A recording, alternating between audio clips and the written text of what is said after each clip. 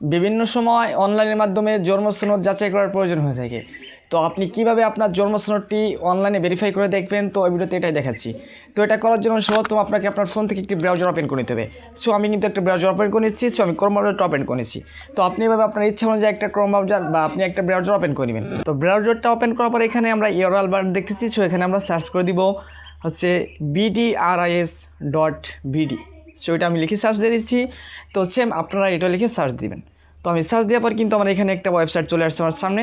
তো সর্বপ্রথম যে ওয়েবসাইটটা চলে আসছে, তো আপনি সেম লেখাটা দিলে তো এই ওয়েবসাইটটা আপনার সামনে চলে আসবে।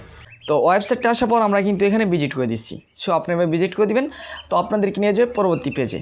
দেন পরবর্তী পেজে নিয়ে আসার পর এখানে আমরা দেন হচ্ছে আমাদের এখানে দিয়ে দিচ্ছে বাট রেজিস্ট্রেশন নাম্বার। সো এখানে আপনাদের যে জন্মসনদ যে 17 ডিজিটের নাম্বারটুকু থাকে, সো সেটা দিয়ে দিবেন। আমি দিয়ে নিয়েছি।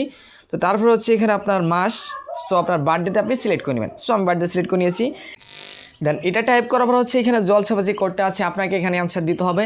তো আপনাকে যোগ বিয়োগ গুণ যেটা দেয়, সো আপনি সেটা অ্যান্সারটা হয়। তো এখানে এই যে অ্যান্সারের বক্সে দিয়ে এখানে সার্চ অপশনে সার্চ দিয়ে দেবেন। দেন সার্চ করার সাথে সাথে কিন্তু আমার জন্মসনদটা চলে আসছে। মানে এটা হচ্ছে ভেরিফাই আছে বা এটা হচ্ছে আমার আসল জন্মসনদ। তো এটা আমি কীভাবে বুঝবো? এখানে দেখতেছেন আমার জন্মসনদের যে অনলাইনে যে ইংলিশ নামটা আছে, বাংলায় নামটা আছে, দুটাই দেখাচ্ছে। তো এভাবেই কিন্তু আপনি বুঝতে পারবেন যে ডিটেলস, সকল ডিটেলস, আপনার দেশ, গ্রাম, আপনার পিতার নাম, মাতার নাম, সব কিছুই কিন্তু এখানে ডিটেলটা পেয়ে যাবেন, আপনি পাবেন না। তো এটাই হচ্ছে সঠিক প্রসেস বা এভাবেই দেখতে হয়।